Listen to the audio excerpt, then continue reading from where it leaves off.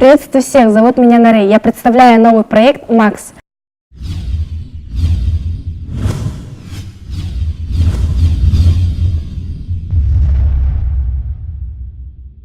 Здесь мы узнаем об дополнительном образовании для детей. И первым нашим кружком будет секция бодибилдинга МОБУ НПСОШ номер 2. Давайте узнаем, правда ли тренажерный зал может изменить вашу жизнь в лучшую сторону.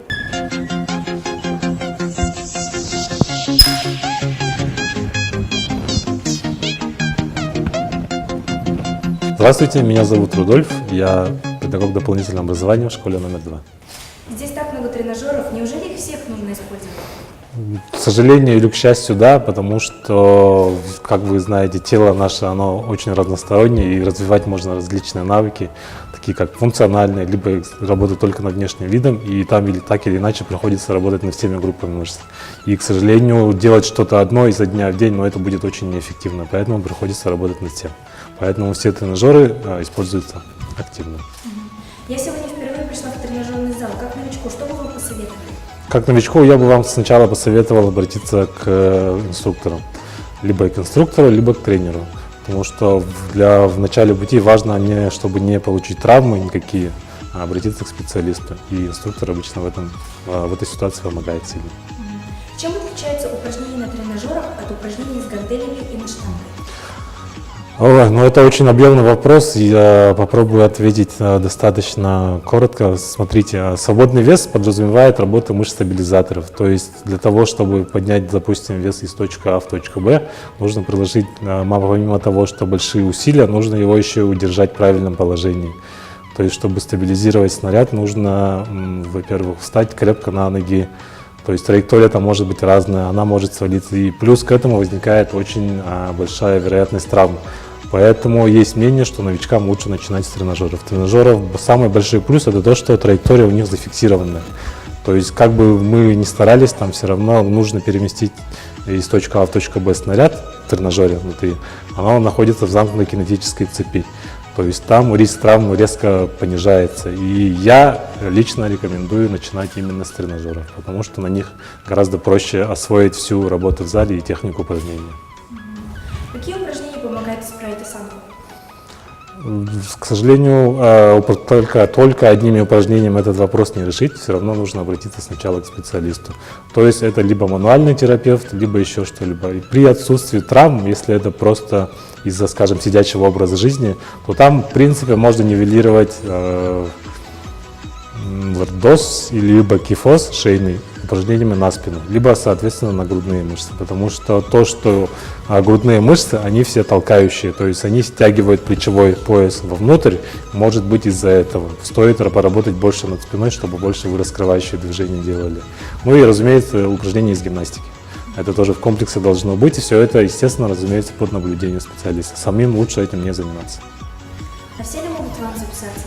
Да, абсолютно все. Я открыт для всех. Ну, единственное, для детей, скажем так, от 14 лет, потому что это все-таки минимальный такой порог, который я предполагаю для себя. Можете нам показать пару движений для новичка? Да, конечно. Одно из первых упражнений, которые я хочу вам показать сегодня, это вертикальная тяга перед собой. Есть несколько вариаций выполнения данного упражнения. Есть основные два момента: можно делать за спину, либо делать перед собой. В зависимости от рукоятки можно работать на различные группы мышц спины. Я покажу классический вариант.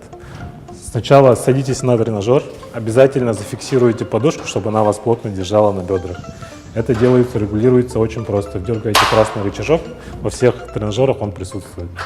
Ставите так, чтобы у вас ноги стояли плотно и ровно, чтобы у вас таз не отрывался при выполнении упражнения. Следующее, ставите какой-нибудь вес, желательно всегда начинать с минимального, чтобы вы почувствовали работу тренажера, чтобы вы поняли, чтобы вы все разогрелись, и плечевой состав, и все остальное. Следующий момент, берете руку, кладите ее на рукоятку. Есть два момента. Есть вариация хвата сверху, прямой хват, есть вариация хвата снизу. Я предлагаю вам начать с прямого хвата. Есть два вида хвата. Есть обезьяний хват, когда берется рукоятка 4 пальцами. Есть человеческий, скажем так, закрытый. А это уже большим пальцем закрываете. Ваша задача максимально растянуть мышцы спины. Для этого вы должны плечевой пояс максимально поднять наверх. То есть задача подняться полностью вверх, выше вверх. И с этого положения ваша задача притянуть рукоятку себе на ключицу. То есть старайтесь целиться себе на ключице.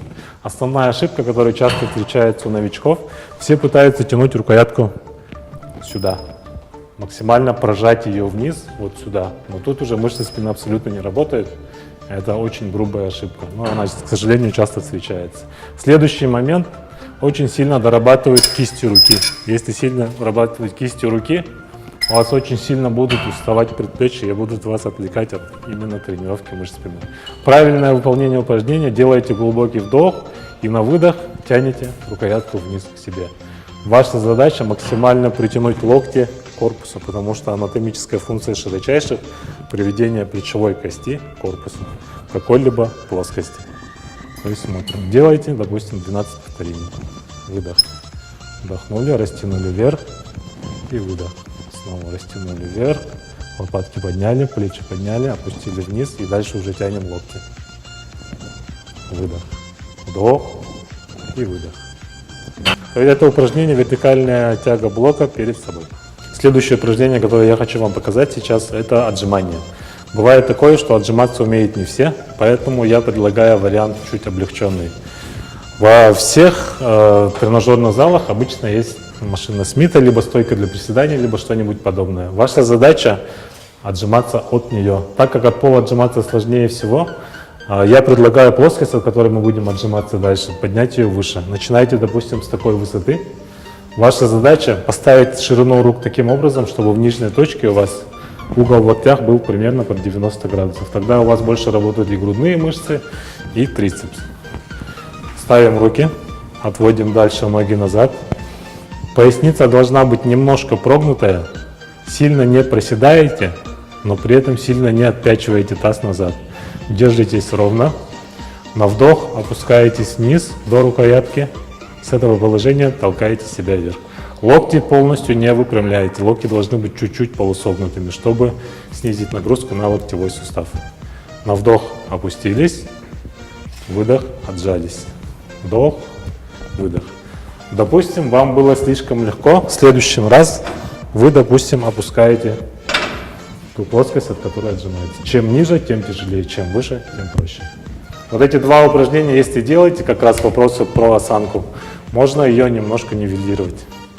Все, спасибо. Наша передача подходит к концу. В следующем выпуске мы узнаем больше о новых кружках. С вами была Мария. До новых встреч!